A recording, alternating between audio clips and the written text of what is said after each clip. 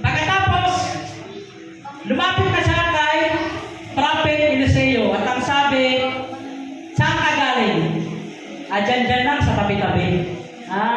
Hindi mo pa alam na umalis ka? Kasama ang espiritu ko. Bakit mo ginawang nakawin? Bakit mo kinuha ang kayamanan ni Aring Naaman? Ang sabi ni Eliseo, napakasama mo, sabi gano'n.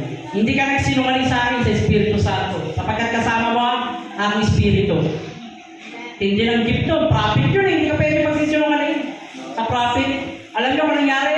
Mula ngayon, yung ketong ni Naaman ay sa'yo mapupunta hanggang iyong salindahin at sa magiging anak mo.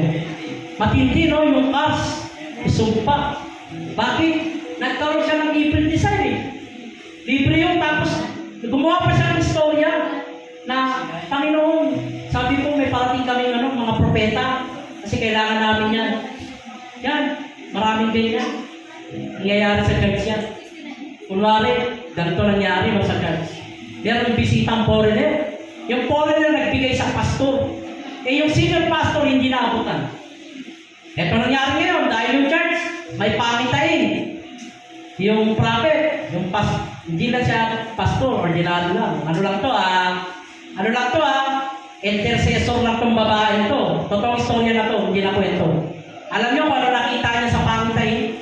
Oo, kapatiran ko to nakita niya na merong inabot na dalat sa dalawang pastor. Senior pastor. Unang pastor.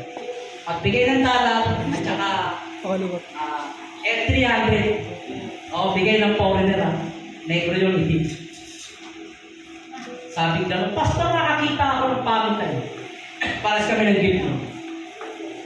Si pastor ganito, bla bla bla. Inabutan. Kitang-kita ko. Kinanong, yung dalawang inadapt na pastor ng church namin. Totoo ba na merong binigay si pastor ganito? Inamin nila. Hindi siya makakatanggi. Opo, dala. At saka Air-300. Tantakin nyo yan. Anong spirit yun? Gehasi spirit. Alam mo kung nasabi ng senior pastor ko, kaya pala ang blessing napuputol, pinubuwan. At handang kayo sa blessing sa church. Ang dapat ng church palaguna, na ang dapat ng church ay umaayo na ang dapat ng church hindi nagipit, dapat ang church hindi na naging kaos. Diba? Hindi na nag-aasin. Dapat ang church, ang pagkain, sobra, stock. Kasi ang gusto ng Lord, ganun, masagana, diba? Pero nung ganawa, may nagnanakaw. May nag-uumit. May kumukuha. Diba? Ganun pala. Tinanggal yun. At nang pagkatanggal, yung church kong yung pinagpala ng Panginoon. Amen? Palapakan mo. Kaya kapag sa church, ang puso mo baluktot, simba labas, simba bawi, tapos hindi talaga si Lord ang sentro mo. Si Lord, ginawa mo lang comfort zone. Ginawa mo lang siyang kama, ihiga ka lang kapag pagod ka. Pag malakas ka, iwanan mo na si Lord. Diba? Dapat pagod ka man, no, hindi. Lagi ka nasa presensya ng Lord. May kayamanan ka, may pera ka. Punahin mo ang Panginoon, amen. Ako, sabi ko nun, kami ni Tatay Pablito, sa tuto kami, pinakita ng Lord sa pangitain. Yung tinapong kong buto, ang sabi ng Lord, anak, makinig ka. Pinakita sa akin sa pangitain. Yung tinapong mong buto, ngayon ay nagkaugat. At ito ay tumubo. At nang ito ay naging puno, pinakita ng Lord, ang daming bunga, pipitasin mo na lang. Glory to God. At yung prophetic dream na yun, or vision na yun, nagtatapos sa buhay mo. Binigyan ako ng Lord na kanina to. Pagkatapos yung langis, binigyan ako ng instruction ng Holy Spirit paano ko gawin. Sabi ng Lord, ilang gabi ito nakatulog niya. October yan, alamire yan. Natugay mo, bababay na ito sa langis. Ang bawat akrasa mo lalakas, gagaling. Nagkatotoo. Sinampo lang yung mga anak ko, amen. At ngayon yung langis pumutok, nag-green. Ano sabi ng mga Chinese? Mas gusto ko ito kaysa sa kulay green. Alam nyo na yung green? No. Police, alam mo, pastor, yung kulay green na plus ko sa kalwa, yung unti na nasa iyo, grabe, hanggang ngayon yung mentor nanatili pa rin. Bakit? Kasi si Lord ang nagbigay. Naibayar ako, sabi ng buyer, Kuya, bakit sa'yo hindi pula? At saka sinubukan ko yung binili kong pula, naling na ito na gumayar eh. Hindi ako lumakas. Pangalawa, walang amoy mentor. Ang mahal-mahal pa. Alam mo kung magkano isa? Dalawa, 450 pesos.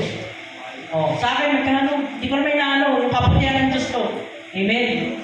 Oh, bumilip siya. Pagdating daw, masakit ulo niya, inaklas niya. Natanggal yung sakit ng ulo niya. Bakit? Pag inaman ka ng Lord, walang pwedeng maninira sa iyo. Palampakan niya. Bakit? Kasi tama ang puso mo. Hindi ko rin naman sinasabi tama ang puso ko. Pero si Lord ang bahala. Ang sabi ko kay Rhea, maglilingkod tayo sa Lord, siya na ang bahala. Hindi naman kasi ako mahilig mag-declare sa sarili ko na. Ako lang pinagpala, kayo ang ganyan lang. Pangit yun. Diba? At pinagpala ka, mamigay ka, huwag kang magmayabang. Diba? Hindi mo pag may pera ka lang. Ako. Diba? Apology ka na. Diba? Ako na lang bida. Ako yung maganda magsuot dito. Ako yung magaling manamit. Ako yung magaling, ako yung may mga lahas dito. Ako yung nagnilingling. Ganyan si Satan. Nagnilingling. Kaya yung mga bituin-bituin nyo dyan, isuko nyo sa loob yan. Diba? Ano sabi ng Sharon Cuneta? Bituin, walang limit, kalangitan na. Diba? Unti-unti. Diba? Parang si Satan yun. Si Satan, isang tala yan. Diba? Anong tawag sa kanya? Angel of the light. Kaya niya payamanin ikaw. Alam mo kung ang hindi lang kaya ni Satan sa'yo? Yung totoo, maboragay ka. Kaya kanyang payamanin, paganda yun. Sa TikTok, kaya kang pasikatin. Pansinin mo sa TikTok sa mga vlogger. Ang dami na mamatay na vlogger. Bakit? Ha? 24 hours si Satan. Ang sabi nga sa akin ng mga kaibigan ko, bakit ka nang Ismael? Hindi mo kaya mag-TikTok. Ang galing mo naman. Kaya mo mag-vlog, kaya mo makipagsabayan, marunong ka mag-rap. May talent ka, marunong ka naman. Saka magaling ka mag-asar. Yung mga gano'n. Sabi ko, hindi ko kailangan yan. Sabi ko, ang ko, mangaral, salita ng Diyos. Gano'n. Kasi yun ang calling ko eh. Kaya lang ngayon, 1998, na-born again ako. No, pero na ako, may extra ka ng tabing ilog. Okay daw, katapat. Ano pa? Channel 7. Channel 2, naging Channel 7 ako. Ang sabi ko, Lord, ayoko may extra na. Sabi ko. Kasi pag ako sumikat, matatalikuran kita. Alam ko, offer ko na yung Satan sa akin. Tuloy mo. Ganun si Satan. Hindi mo siya namamalayan na ikaw pala, ayan o, nabutasan ka na. May access na para si Satan. Diba? Mahirap mabutasan. Kaya sa church, patuloy tayo maging tapat. Yung mensahe na to, gigil na to. January pa to. Ako nga nakipag-ugnayan sa kaibigan kong prophet eh. Wapo yun, bata pa. Tigapasan. Pag anong prophet sino, nagkakatuto. Nakipag-bid kami ni Sister Rhea, binalis ko, binigyan ko ng bla bla bla. Alam mo, hindi ko nakakausap yun, busy tao yun. Alam ni Sister Rhea yun. Alam mo kung ano sabi sa akin? Sa church nyo, nilinisin lang ang Panginoon. Dala ko na to eh. Mensahe na to eh. Si Akan. Nilabutan ako. Alam, tugmaan. Pangalawa sa worship. Alam mo. Ang tarang hindi naman ako nagpukwento. Ang galing ng Lord, diba? Dahil ng Diyos, ng one true God, hindi tao, hindi sa tatay pagpipin, hindi sa pagpipin. Ito ay may history, may ugat. At yung ugat na yun ay napakatindi, napakatibay. Totoo po yun. At yung ugat na yun, kung paano mo tinapon yung bini, gumawa ka ng mabuti, nagtanim ka sa Panginoon, yung tinapon mo yun, hindi mawawala ng bunga. Hanganin ka kapatid, sabihin mo, sumunod ka sa Lord. Hanganin ka ng pagpapala. Amen? Ang nais ng Diyos, pagpapala, hindi pagpapalo. Diba? Ako baka sabihin mo, Pastor, pinagpala ako ng Diyos. Bakit? Ayun, nagpapala ako ngayon. Tigapala, tigabigo ako saan? Construction. Ang Lord, hindi ka bibigyan ng trabaho mabigat. Ang gusto niya, magaan. Na masaya. Amen? Ito, natin na. Nakadunti ako tuwing Sabado sa Reto. Sideline ko yun, ha? Alam niyo kung nangyari. Meron ako nakita.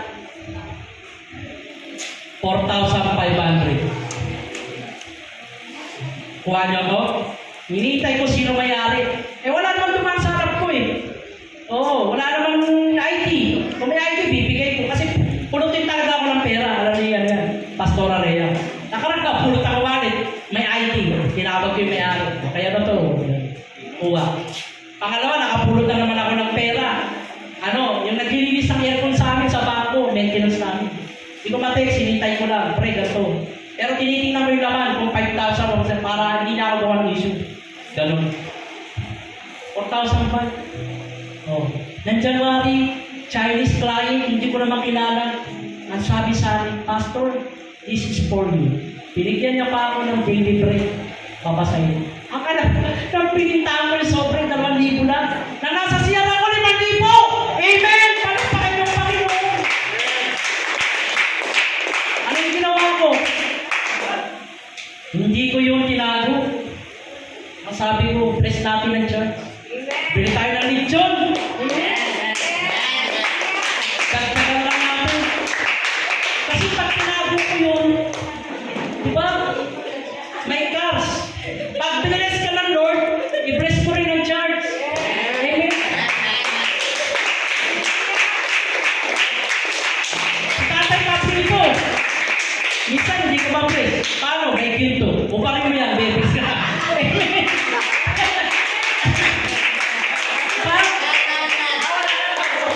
Tapos ang gwapo-gwapo pa. Diba? Mamaya, babies natin yan. Amen. Para sa yung Panginoon. Diba? Glory to God. Tapos yung nangyari pa sa Acts, chapter 5. Diba? Anong usapan ng mga apostol? Nila prophets? Anong sabi ni Pedro, di ba? Anong sabi niya kay Ananias Sapphira? Diba? Si Ananias Sapphira, makalingkod ng Diyos yun. Anong usapan nila kapag nabenta yung lupa? Bibigyan ng 10% ang charge. Kaya nang binigay, halimbawa nabenta yung lupain, nag-pray tayo. Pastor, pag-pray mo yung lupain ko. Workers itong dalawa mag-asawa, Ananias Sapphira. Sabi niya, pag-pray mo, pag nabenta, gano'n, nag-intercede yung pastor, nag-12 yan, nag-devotion. After 6 months, may buyer ng lupa nung nabenta. 1.5. Yung 1.5 million, magkano dapat sa charge? 10%. O, 150,000. Alam nyo, magkano ang binigay? 50,000. Kaya nalungkot yung apostol. Ang usapan na 10% eh. Sabi ka rin, ito ng bayan na bentahan ko. Nasa yung yung usapan natin. Opo, yan lang. Ang ganun. Hindi ka sa akin yung sinungaling. Sa espiritu. Ano nangyari? Ngayon pa lang mamatay ka. Kinas ka agad, tumba. Sino nang namatay? Si Sapphira. Kaya ka Sapphira eh. Sapphira namatay. Diba? Kasi mo pera. Diba? Ano sabi ng Bible? Huwag na kayo magbukas sa labi. Masaya na kayo anong nasa iyo. Amen? Ano pa kayo? Ano pa kayo Pangalawa, pagkabuwan, pagkapatay, wala pang isang oras, dumating yung asawa niyang babae. Sabi na nangyari dyan, bakit namatay ang asawa ko? Kamamatay na niya, susunod ka na. At hindi, di ba? Amen? Biruin mo, sa pera lang, nakikita na yung pagkatao. Di ba meron gano'n magkakaibigan? Alam mo, ang kapal ng face. Halagang na, 50,000. Tinabla mo na ako, hindi mo na ako binayaran. 100 pesos utang mo, galing-galing mo. Dati na nangungutang ka. Diba? Diba ano sabi ng Bombay, naniningil siya? Ikaw dati, umutang ka sa akin. Aso mo, tali. Ako sige, aso mo, pinakawawa ko takbo. Sabi ng Bombay. Diba? Diba? Ano sabi namin yung chick? Ako bigyan, wag lang bakta. Ikaw utang akin, tapos ikaw tako ha. Tapos ikaw iba-iba ka pa. Minsan nagpapanggap ka, benta ka tao. Pero sabi mo, benta ka pakwan. Iba-iba pala racket mo ha. Sabi Chinese. Wala na, paktay na, gosyo ko. Sabi Chinese. Diba? Dapat kung maging tapat tayo. Diba? Ano sabi? Malaki man o maliit. Naging tapat tayo sa Amen? Whatever you do it your work for the glory of God. Amen? Tapos sasabihin mo, wala ko alam, lumaki ako sa farm. Di ba? Bakit? Kasi doon ako lumaki sa farm, di ba? Your Honor, bakit? Di ko alam, lumaki ako sa farm. Tapos pinakanta ng bayang mag-ilaw, sabi. Bayang mag-ilaw. Tapos ito nakakalungkot. Ang mamatay, may bulak sa ilong. Patay, dito Pilipino, Jekwato. Kasi may bulak daw sa ilong. Di ba? Tapos, ilan yung bahay kubo? Ilan ang bunga ng bahay kubo? Di ba, 18? Diba, ano sabi ng kanta? Bahay kubo, kahit munti, nakalaman kubo. Ay sari-sari, sila sa talong. 11 yun, ang kinanta lang 15. Oh, huli na, hindi siya Pinoy. Diba? Kulang-kulang, nilagyan niya ng pakwan, wala nang pakwan doon. Diba? Singkamas lang, tsaka mali. Yung palang mahuhuli ka sa salita. Diba? Dati sabi mo sa girlfriend mo, Mi, mahal kita. Nangangarap ako, magpapakasal tayo, magsisikap ako. So, nagsikap ka na, umangat ka lang, nakakita ka na ng maganda. Kinalimutan mo na yung pinangakuan mo. Dapat kung ano sinabi mo, sundin mo.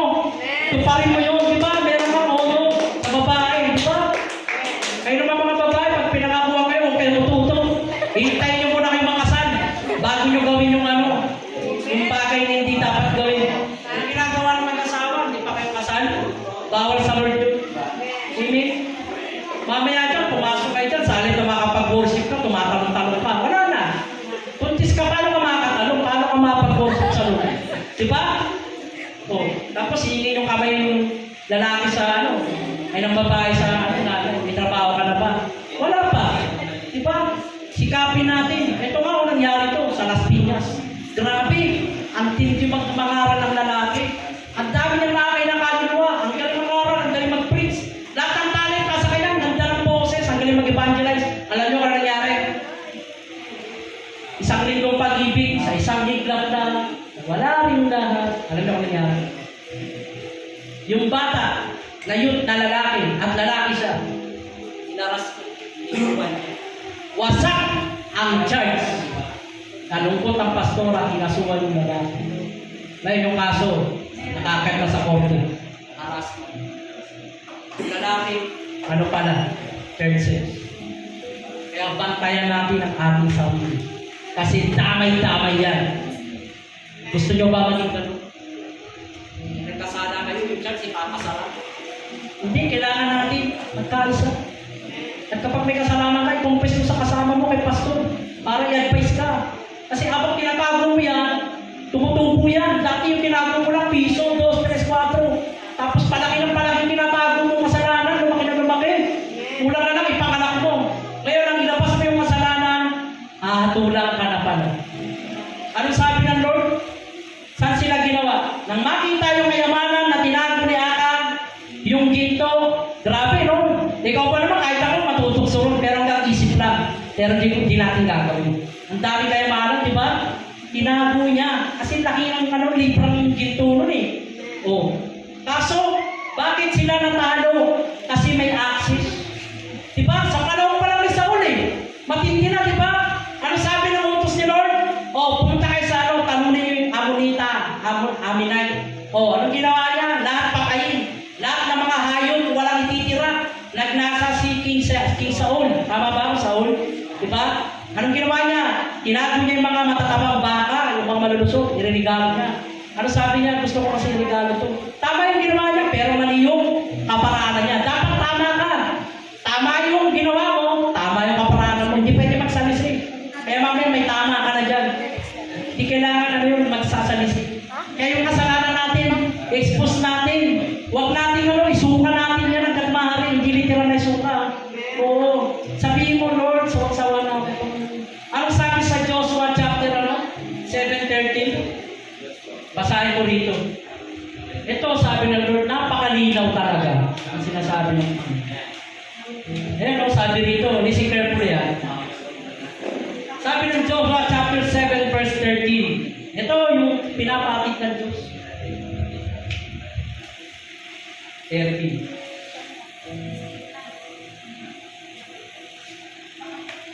Ito.